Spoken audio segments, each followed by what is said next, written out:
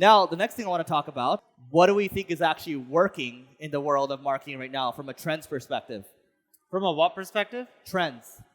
TikTok ads are really cheap. We're seeing that being a super effective channel that a lot of people are not leveraging. Another thing that we're seeing is B2B affiliate marketing is doing really well. I have a buddy who just sold a company in that space for over $200 million in less than 4 years because there's not a lot of competition. In affiliate marketing, everyone focuses on consumer. In B2B, yes, one product won't make you the world, but they're not that competitive, and you can go after 10, 20, 30, 50, 100 products. The other thing that is trending right now in marketing, everyone is focusing on Facebook ads or Instagram ads. You can actually go hire a lot of these influencers and pay them a monthly retainer and give them a salary and have them promote to their audience as much as you want for really affordable amounts. And we found that to work out quite well. Yeah. So I think one thing that's interesting to me is that I see a lot of creators, so my friend has a VC fund with Jake Paul, so Logan Paul's brother. I think we're going to see a lot more people partnering up with people that actually have the attention to build businesses. I have another friend, he's partnered up with Conor McGregor. He's building like e-commerce around that. So Mr. Beast obviously is partnered with his manager, Reed Ducksher. That's how he created Beast Burger and all these other companies. So I think there's going to be an angle there. And I think those of you that can figure out how to create relationships with these people early days, you're going to have a big advantage. We have a mutual friend. He actually sold his company. It was a pricing company. And they were bought primarily for their data. So earlier, like I was saying, like your data set is what matters, right? They sold for about $250 million. So I think data is going to continue to be a big thing, right? I think creative, the more creative we can be as marketers, you guys are all affiliates here, right? You're the most creative of the bunch. So I think that's going to be interesting as well. So we'll close that question off. And we'll do two more before we start opening up for the mic runners. So if the mic runners can start getting ready, you will be first. I got you. Neil, I want to talk about how our podcast, we're at $2 million a month right now. Let's give people the playbook or what we're thinking on how we're going to get it to 5 million views a month. That also includes YouTube as well. So I'm a little bit biased. If I was to do a podcast, I would just do one channel for promotion. I would go find other podcasts in my niche and just do trades. What I mean by this is whether you get 1,000 listens or 10,000 listens to your audience, you can promote another podcast. For the same amount of listens, they can promote your podcast. In other words, you're doing an exchange. It's the quickest and easiest way to grow a podcast audience.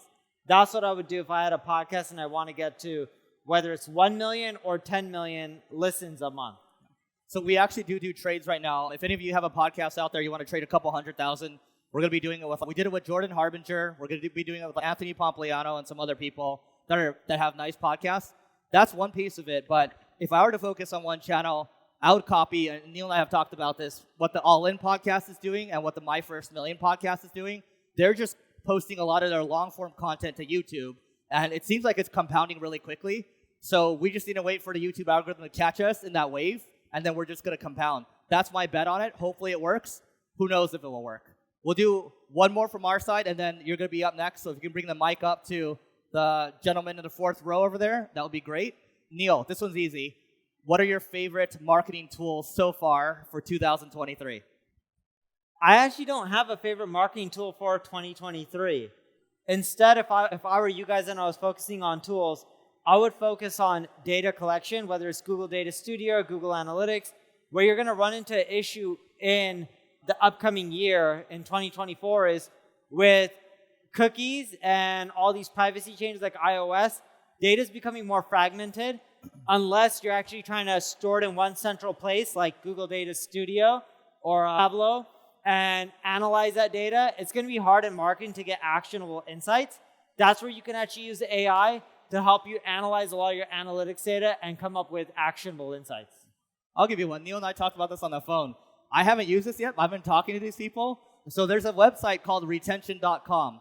Now, I don't know if this business is going to be around for the long term, maybe another year or two, but you can basically...